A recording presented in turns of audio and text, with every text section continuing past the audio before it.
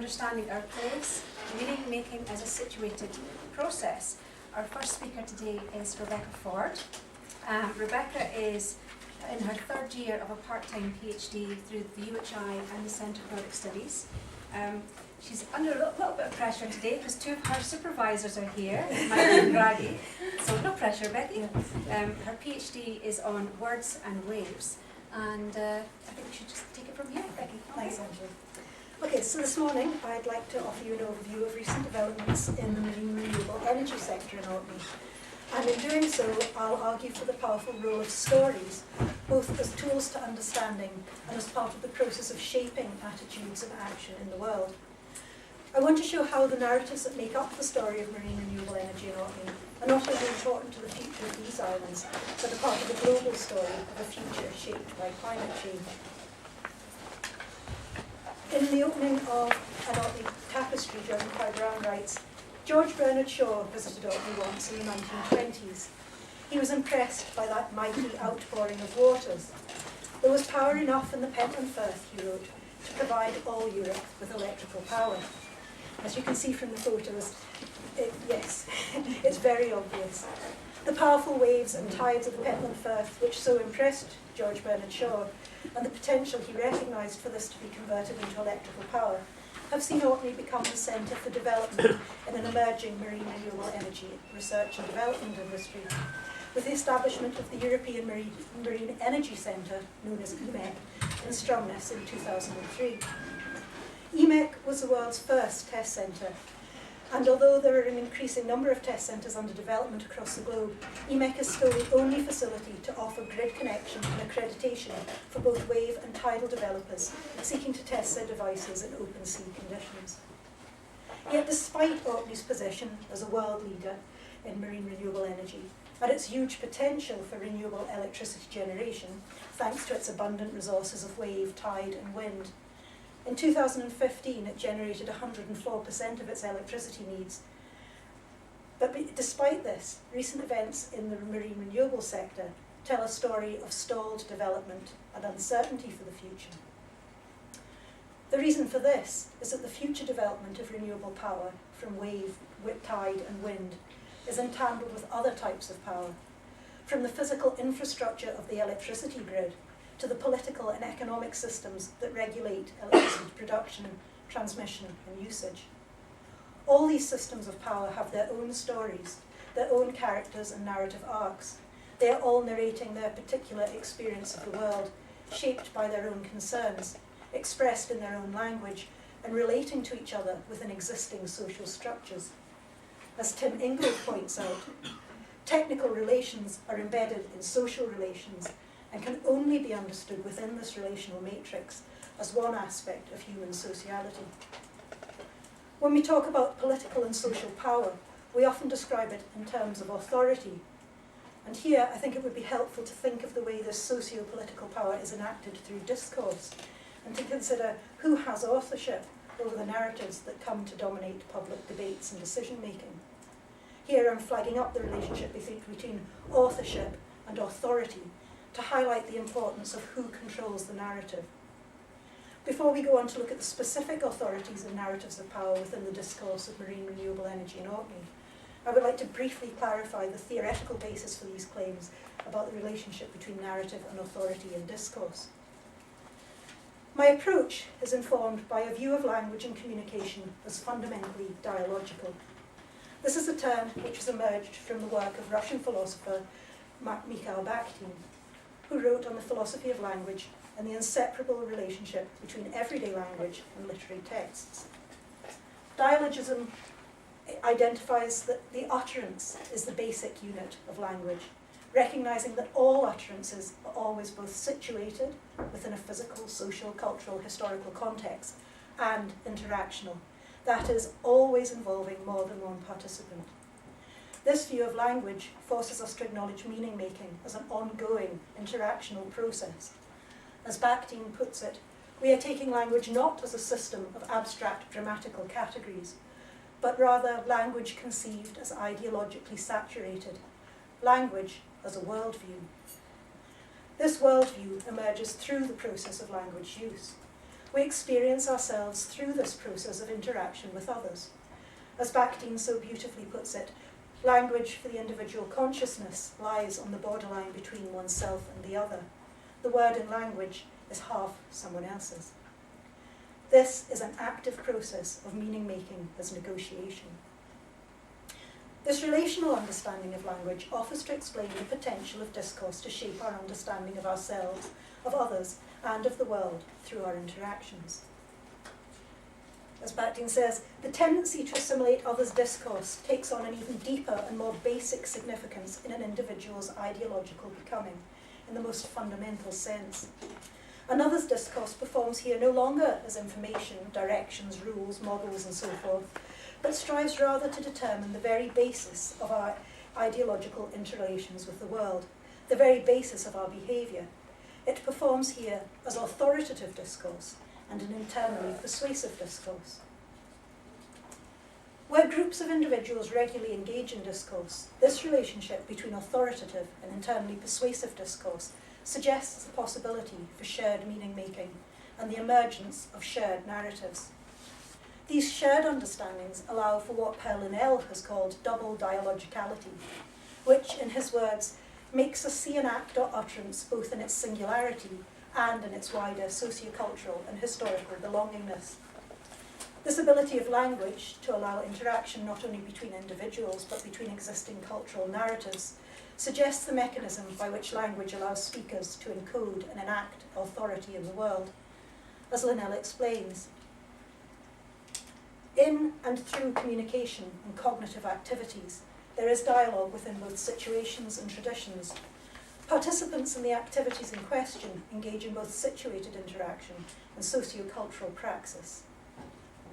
To focus on the discourse of marine renewable energy in Orkney is to attend to Tim Ingold's relational matrix through this situated socio-cultural praxis.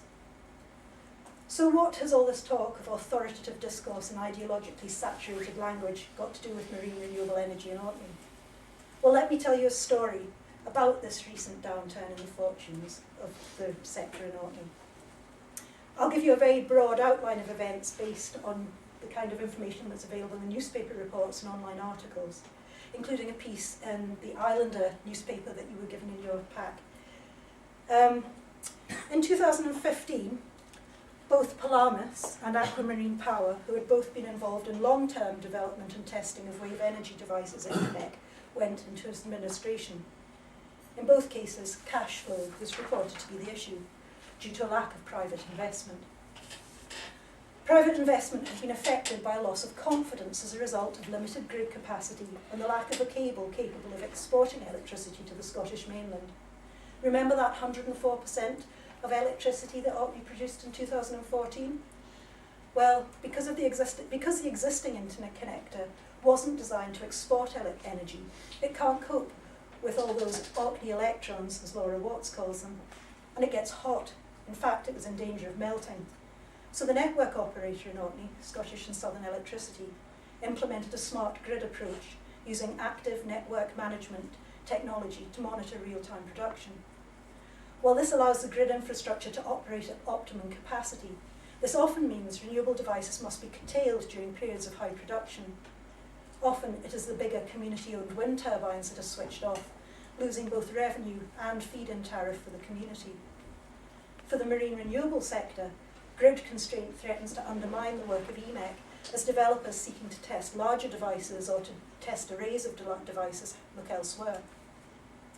Just as marine renewable energy device developers need private investment to fund their research, so Scottish and Southern Electricity is a commercial operator in an electricity market. Someone has to pay to put another sea cable in to let the Orkney electrons flow south into the mainland grid. Orkney's population of 21,000 has the highest percentage of households in fuel poverty in Scotland, 63% according to figures released in January. So the community cannot pay for its own cable. And none of the small to medium-sized renewable energy generators can afford to pay for it either. The only alternative would be government support, and so far that has not materialised.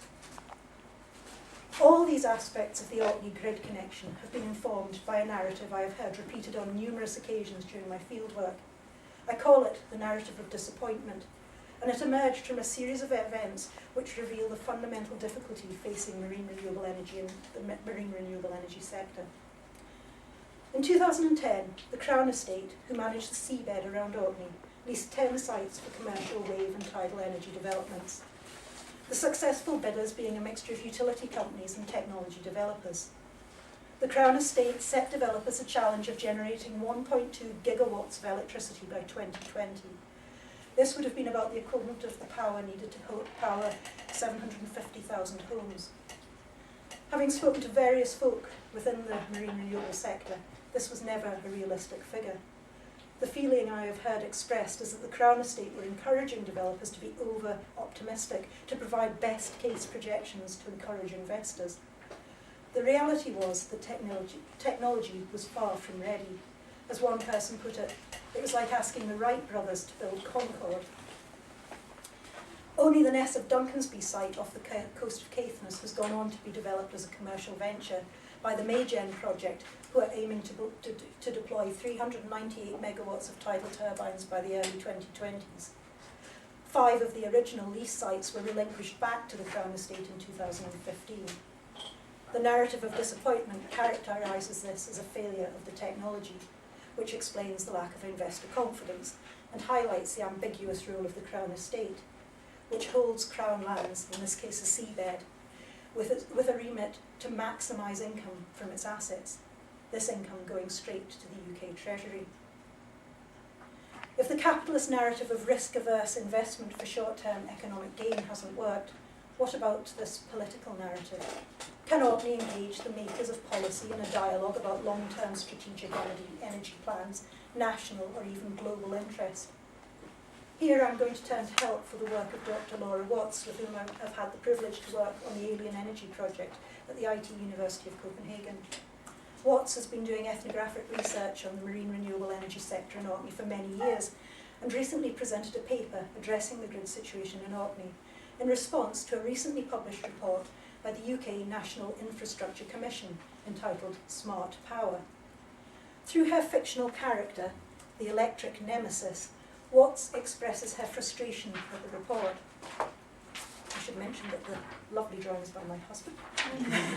The Smart Power report reeks with hubris. This is her electric nemesis character speaking. It is filled with acts abandoning my electric kin here in Orkney. The government report describes a future power system with 3 components: interconnection, demand flexibility, and storage. It says, these 3 infrastructure innovations have the potential to create a leaner, more efficient electricity system at the cutting edge of global technology. And yet it never mentions that all 3 have already been created in Orkney. The cutting edge of global electricity technology is alive and well at the island edge. Watts goes on to highlight the other factor in the political story, the contrasting narratives on renewable energy from Westminster and Holyrood, and how this has shaped the place of marine renewable energy within the wider policy discourse. Watts writes, the Scottish Government once called the seas around Orkney the Saudi Arabia of marine power, estimating that between half and all of Scotland's electricity could be made from marine green Orkney energy. The UK Government in London is still struggling to remember. Wave and tide energy are merely listed in the report's glossary under renewable energy. The imagined future power system does not pay much attention to an entire new renewable energy industry that could generate the green, low-carbon electricity it needs. Watts sees the Orkney response to this lack of attention as an assertion of its own power. She writes, the islands do not give their power away to a higher authority like the government, nor do they give in to despair and risk destruction. They take ownership of a world that kicks back at them with limits, prejudices, forgotten materials, and abandoned innovations. They make their own solutions in defiance of their abandonment. The solution Watts is describing here is the Orkney Surf and Turf project, a scheme which received £1.5 million in funding from the Scottish Government's Local Energy Challenge Fund. It sees a partnership between Community Energy Scotland, EMEC, and the ED Community Wind Turbine. The plan is to use electricity generated by the community turbine and EMEC's tidal test site at the Fall of Warness of ED to produce hydrogen, which will then be shipped to Kirkwall and used to power the Orkney North Isles ferries when they are tied up at the pier overnight. Watt's electric nemesis accuses the authors of the UK government report of hubris, of performing God tricks, referencing Donna Haraway's work on situated knowledges. But when she observes that Orkney is closer to the Arctic Circle than to London, where the report was written, she points to another problem for those in Orkney who seek to make marine renewable energy heard within the discourse of energy policy. How to get the attention of those who are situated within a remote political, physical and ideological landscape. When Donna Haraway calls for situated knowledges, in contrast to the God trick of objectivity, and asserts that, quote, the only way to find a larger vision is to be somewhere in particular, she is advocating a self-acknowledged partial view, which makes possible connections and unexpected openings. The problem for the writers of the Westminster report is to be taken in by their own God trick, to be shut off from the possibility of recognising and making connections with those in different situations. While Haraway's feminist objectivity, based on limited location and situated knowledge, allows us to become answerable for what we learn how to see, dialogism suggests the possibility for answerability across locations, for making connections through the process of discourse. In the words of Mikhail Bakhtin, every word is directed towards an answer and cannot escape the profound influence of the answering word that it anticipates. Responsive understanding is a fundamental force, one that participates in the formulation of discourse, and it is moreover an active understanding, one that discourse senses as resistance or support, enriching the discourse. Here is where I would argue for another power at work in Orkney, what George Mackay Brown would have called the word. It is the power of the story, or perhaps more accurately, of the process of storytelling, the ability to bring attention to the narratives of others, to show us the world from a differently situated perspective, to claim authorship of the narrative. Those working in marine renewable energy in Orkney also understand the power of story, the way words can make connections, how discourse can be authoritative, and the need for discourse to be internally persuasive. When you have to engage in discourse with everyone, from local supply boat skippers to government ministers, to talk about the realities of tides and turbines, as well as the future of technologies that don't yet exist, you have to be good at making connections and getting people's attention. The challenge they face to make their story heard, to overcome the narrative of disappointment, to engage new audiences and to connect to global discourses about the future of energy and environment. The evidence suggests that they are aware of this challenge.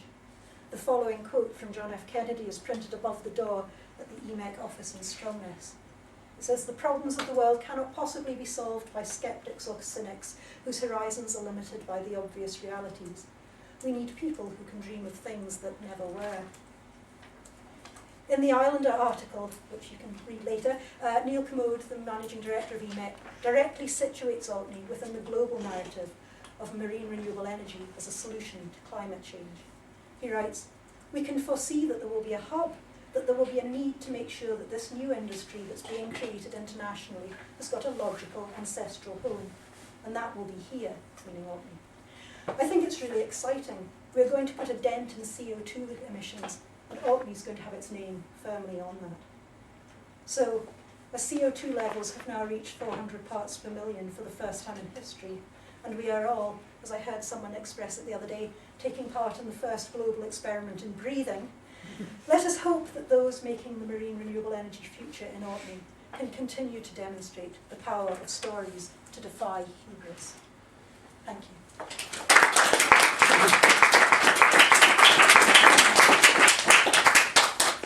Thank you. Plenty of time. Does anyone have any questions for Rebecca? It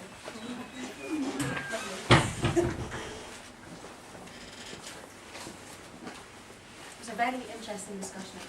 I like the way you've actually brought it down to a place that I can understand what's going on with renewable energy. It's not something that I was completely familiar with, so thank you for that. Anybody got any comments they'd like to make? Raggy? I thought it was a fantastic experience to hear you today, and I like the way you pick out these different voices And there was one voice you just briefly mentioned, and that was all those people living in fuel poverty elsewhere in the Orkney community. Could you say a little bit more about their voice? That's one of the things I'm going to be exploring in my field work for my PhD project. I'm looking at the users of the marine environment, and that includes people who are living in Orkney and experiencing fuel poverty. I think that's one of the discourses that the marine renewable sector and the renewable sector in general in Orkney is starting to look towards. They're starting to talk about how one of their solutions for all this wonderful electricity we're generating is how to share the benefit of that. Yeah. Because at the moment the people who are benefiting are the people who've been able to afford to invest in turbines and get the feed-in tariffs and have the cheap electricity and run the electric cars. But now the thought is to think more inclusively of as Orkney as a self-sufficient energy producer, which I'm trying to find some way of engaging with the official discourse of transmission and usage to make that electricity available in a way that benefits people who are living in fuel poverty. So yes, that's definitely become part of the discourse within the community. Yes. Hi, thanks so much for that. It was wonderful. I was just struck towards the end when you were talking about moving from Donna Barrow's idea of situated knowledge to back to this dialogism and dialectical approach. I'm just wondering, it sounded almost like you were repudiating Haraway in favour of back to, but surely we need to appreciate the situated knowledge in the first instance in order to be able to have the dialogue and to appreciate that. Yeah, no, I can see where you're coming from. I need to do more work to make the move, because I think the two are not in conflict at all. I believe that there is a way in which they complement each other, that it is about seeing the value in the situated knowledges and recognising the role of a way of looking at language and communication as always actively dialogical, but within these situated realities of local experience of the world. So yes. Anyone else? Got time for a couple more questions? Yes, Lydia. Thanks, I really enjoyed that. I always find your research fascinating, even if I don't necessarily understand it all. But did you come across anything that, any surprises when you started on this? When you started this idea of your research, did you actually, when you processed, did you come across any surprises, given your own situation, obviously living in Orkney and everything else like that? Yes, without being too kind of confessional, I would say that I think the interest I have theoretically and methodologically is really challenging me about how I actually go out and conduct my field work. It could seem like I'm taking the easy option, doing field work in the place where I've been born and brought up and continue to live. But it's really made me think about my ethical relationship with the community and with my ethical role as a researcher and what that means, and how the relationships that I'm developing with the people who generously allow me to include them in my field work, that this is not me coming in and going, I'm a researcher now and I'm going to tell you how it is. It's about a learning process of me, and that I'm learning an enormous amount from the people that I'm talking to and observing. So yeah, it's been a very it's challenging, but it's incredibly stretching and rewarding too. Yeah, the challenge now is to how to articulate that within the academic framework. Yes. Well, I just wanted to say how much I appreciated the words somewhere in particular, that's where we all have to begin, anywhere, with anything, I think. And that was so lovely to hear it expressed. Thank you. Okay. Anybody else? Thank you very much, Becky. That's excellent.